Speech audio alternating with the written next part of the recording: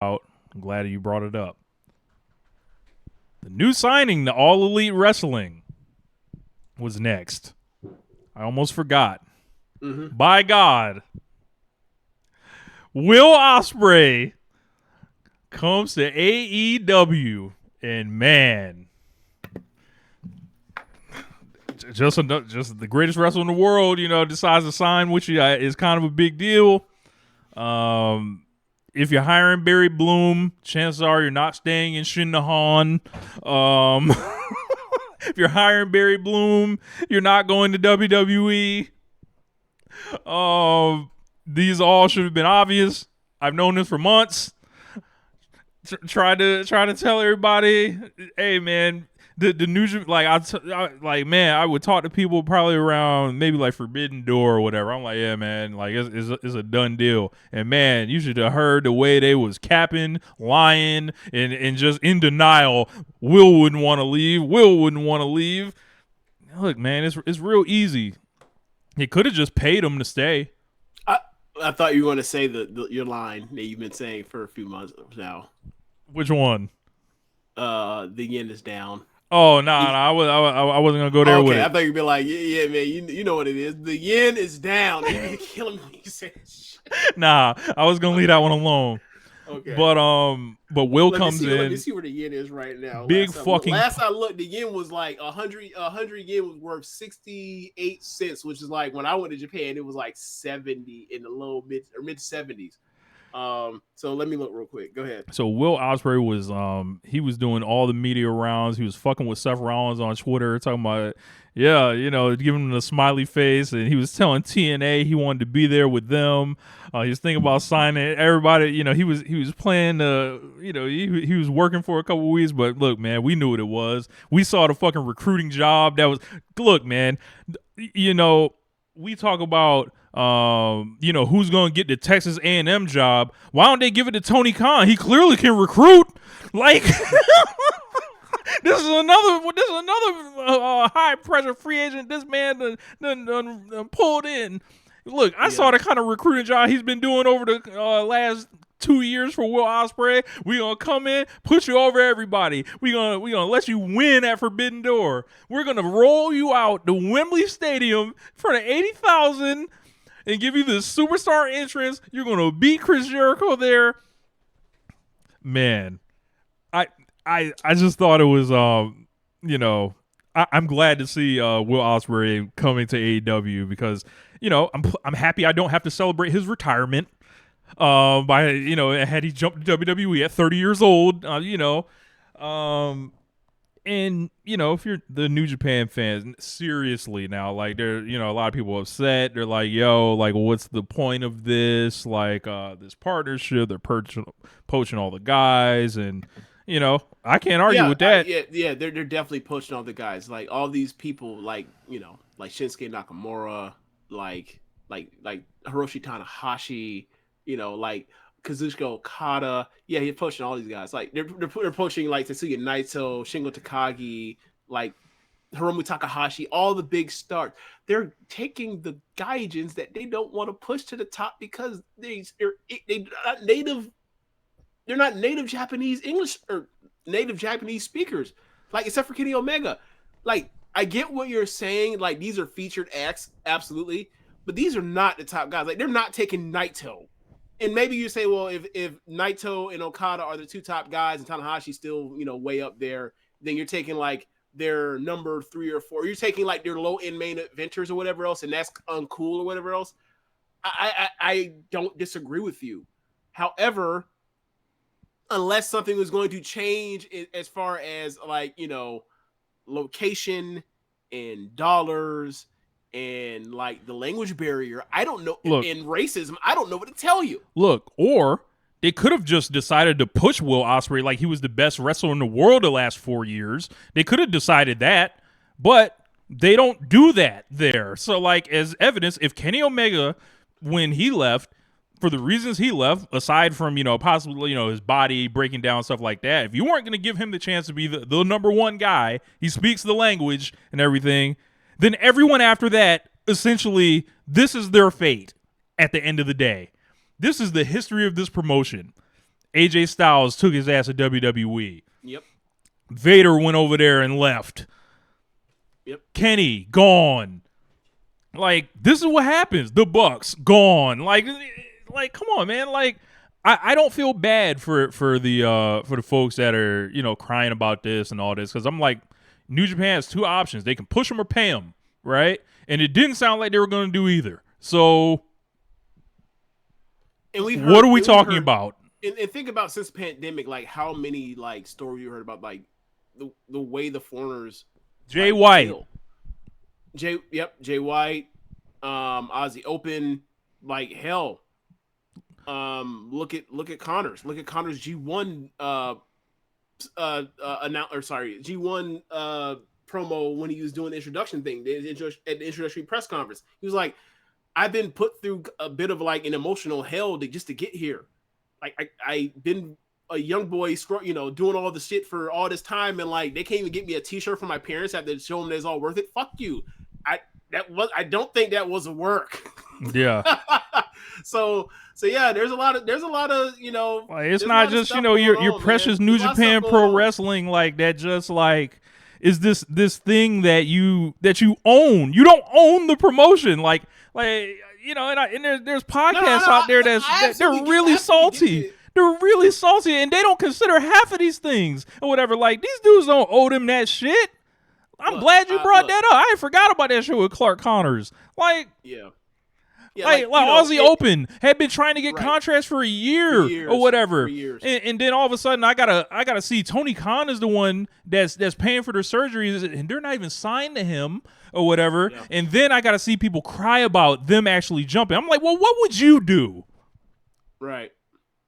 And like, you know, that's the thing when it comes to like the business thing. Like when these wrestlers leave to different places, like, yeah, would I rather them stay in certain places, whatever else? Would I rather Kyrie go back to WWE or stay in Stardom? Absolutely, I'd rather have her be in Stardom, even doing what she was doing, right? Even though a lot of people were complaining about it. Like, she was going to have more quality matches, be showcased at a different level than being in WWE. However, her decision was her decision.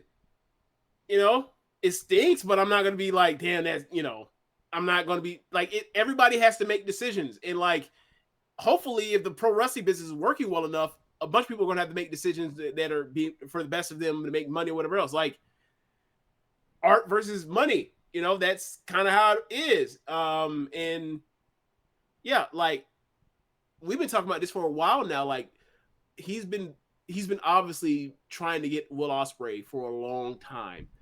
It was obvious. Like, you just compare the guy that was in the fucking main event of this pay-per-view, how they treated him since the first Forbidden Door compared to how they were treating Will Ospreay in the first Forbidden Door. He clearly sees Will Ospreay as a much bigger star than Jay White. And Jay White got to the main event title match on a pay-per-view within a year of being with the company.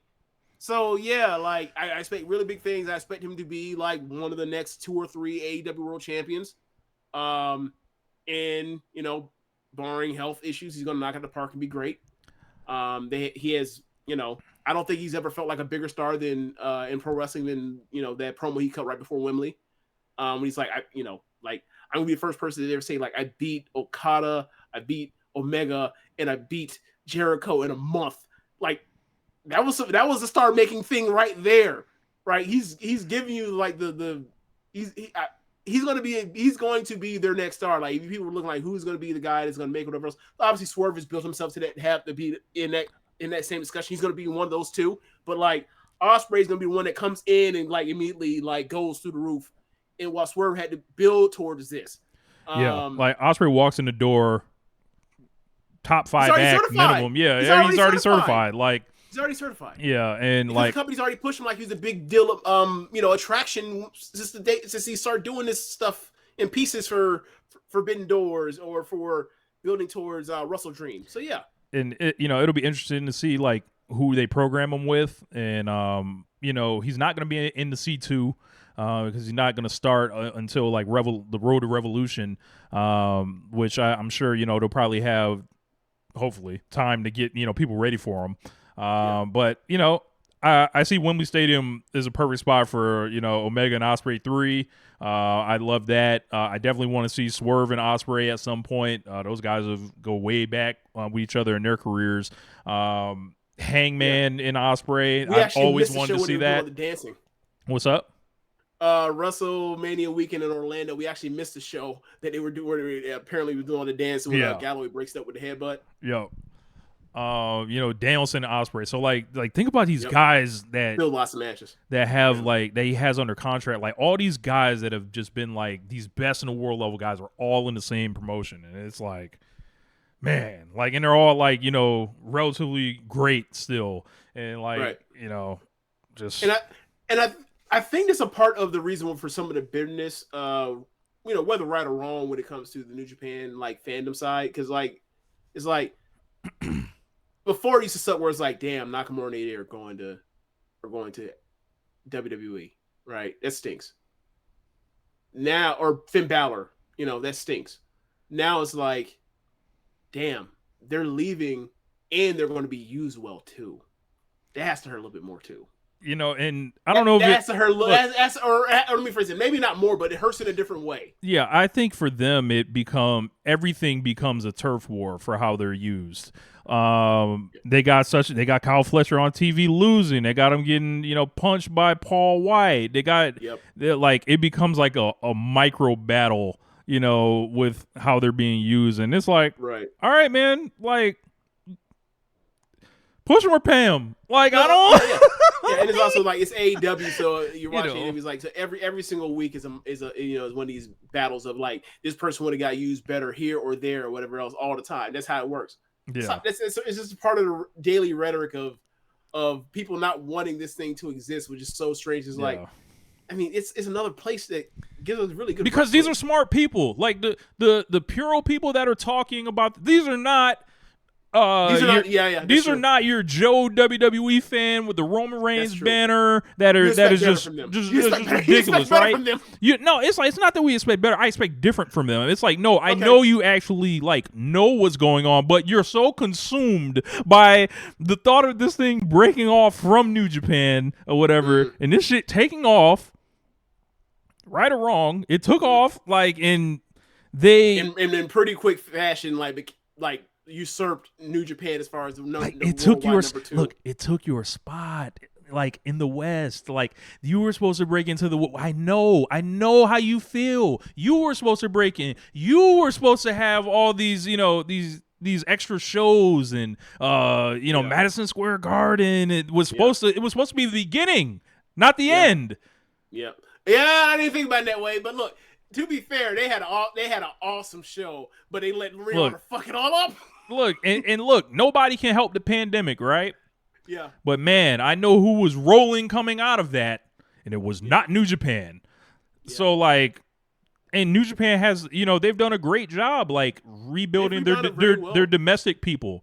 Like, I'm very excited about their next generation of guys. Yeah. But you know who else they got right now that they can replace with Ospreay? They got the pride of Shinahan Pro Wrestling, David Finlay, ready to fight for him on January 4th. I hope they can find in their hearts to root for him to beat the big bad wrestlers from AEW. Now, do you remember when they had a match between Seth Rollins and Finn Balor on Raw, like right before WrestleMania 34, that was leading to like the three-way with those two and Miz for the IC title? Yes. And I was like, all right, they had a great match. Now, if they don't have a match as good, we need to be like, why the fuck is this person in this ring? Now, was that the Chicago pay-per-view where they had Ospreay versus Moxley? That was fucking awesome. Yeah. A couple years or last year. Now, if we throw David Finlay in here and it is good, why the fuck is he here? Don't worry, they got Sonata. We got to have somebody here to hold his belt because neither one of them belong to us anymore. That's all this is. Maybe, they got Sonata. Them pinning Will Ospreay will then make David Finlay after a year, whatever the fuck in this company, a star. Nah, never happened, bro. They got Evil. Who else they got?